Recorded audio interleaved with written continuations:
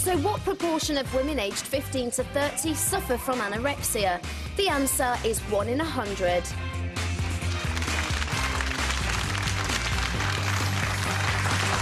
Thank you very much. You're watching Thursday's Right Stuff with Scott Mills and Diamond and our special guest Simon Weston. In a little while, Simon and the rest of today's headlines. But first, has Kate Moss been a silly Billy and bigged up anorexia by claiming nothing tastes as good as skinny feels? You can email your thoughts on this. rightstuff@5.tv is the address. Now, Kate gave the quote in an interview with a fashion website, but she did qualify it by adding, "You try and remember, but it never works." The Sun, though, was outraged. Kate Moss is brainless, the paper fumes, because nothing tastes as good as skinny feels has been adopted as a motto by pro-anorexia websites like starvingforcontrol.com. That's one we found. True, but the phrase was also frequently bandied about by a well-known diet firm in the 1980s. Indeed, the slogan is still on one of the group's Facebook pages this morning. The Sun picks on Kate but says nothing at all about that. But then 4 years ago, the paper was in a sponsorship deal with this diet firm. It's the one that rhymes with fate dodgers.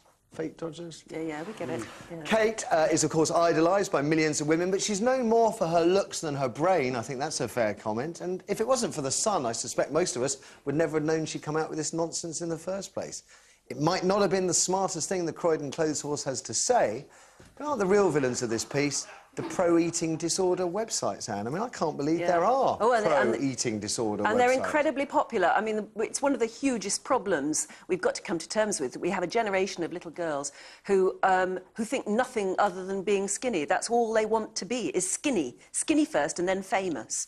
Preferably the two, and then have enhanced boobs. I mean, how crazy is it? But anyway, I mean, you're right. It's an incredibly well-known phrase to anyone who's ever dieted, anyone who's ever tried to lose weight. You've heard it before? As you reach for the chocolate biscuit, you're meant to say to yourself, nothing tastes as good as slim feels. I don't think it was ever skinny, but slim feels. That was the fate. But, you know, that is a phrase that is in there with people who have a weight problem, an overweight problem.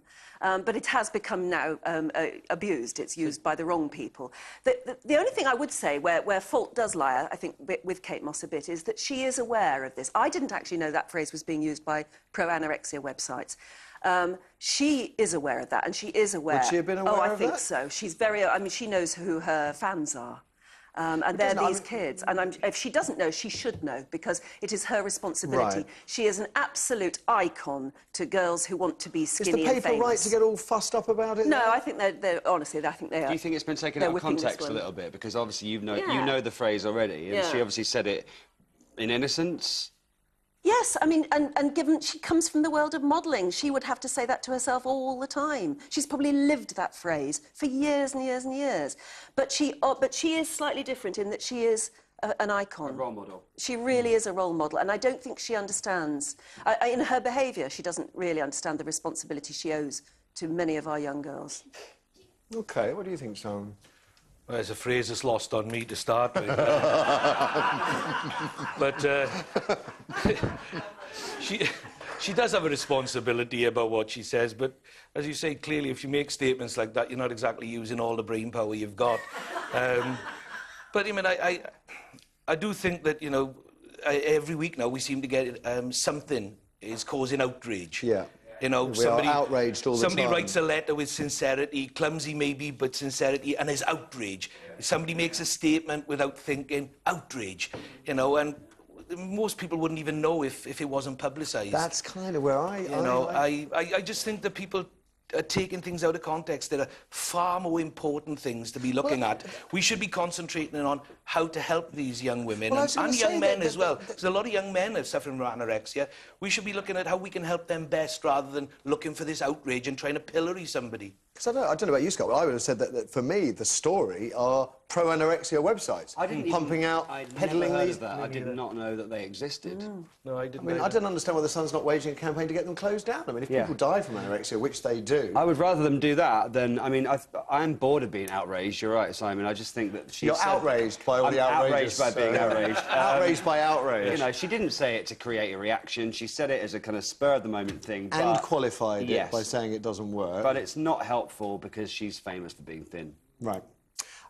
OK, well, let's hear what you have to say about this. So you can email us. Rightstuff@5.tv is the address. So according to The Sun, how many chemicals does the average woman slap on her face every day? The answer is an unbelievable 515.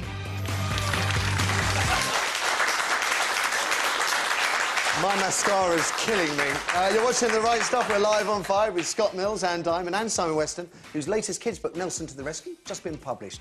In about 10 minutes or so, we're going to take your calls on Afghanistan. Should we pull out? Should we persevere? What are we fighting for? When will we know if we've won or not? If you've got something to say, and I'm sure thousands of you have, get dialing. 0207 173 5555 is the number. We're going to give it plenty of time.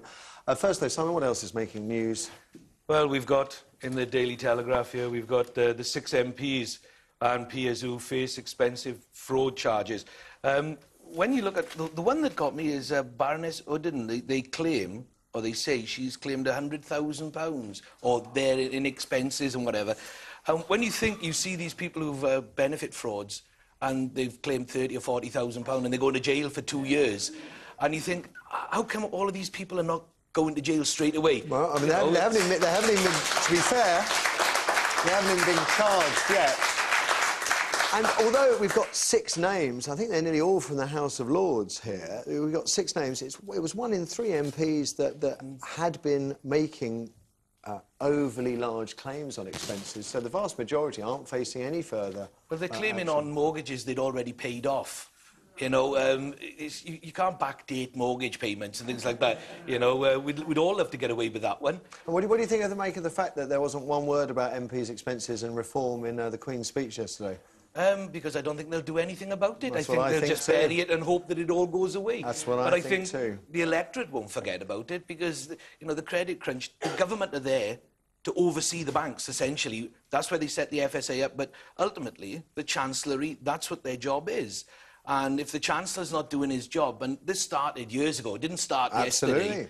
So, you know, who've we got in charge? The man who oversaw it, you know, and yet nobody's pulling anybody up. Nobody's actually I get the feeling saying, these 6, if they do end up being charged, are the sacrificial lambs. They are going to carry the sins for all their colleagues in Westminster. It's a shame, really. I mean, in the sense that so many are going to get away with it.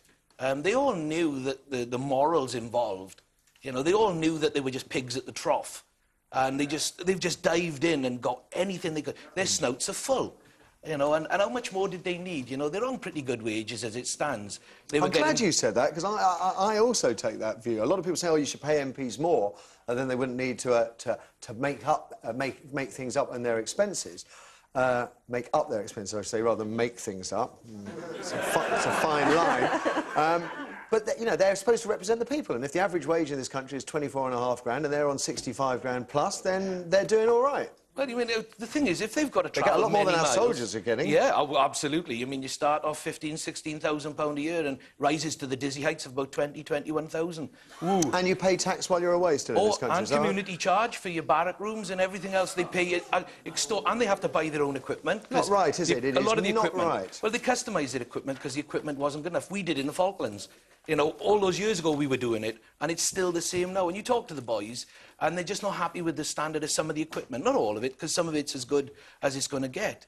You know, that's why we're seeing so many people survive. The money aspect, all this talk about more money for MPs, when the politicians are responsible for our troops being out there, ultimately, getting paid, I think, chicken feed wages, really. They deserve a lot more. Let's move on if we can. Yeah, well, we'll talk more about the army in a moment. Well, we're going on to something that's to do with the army. In essence, is the Ride of Pride. It's one of the Queen's footmen. His brother was killed in action, and just days later, he was back riding on the carriages for the state opening of Parliament.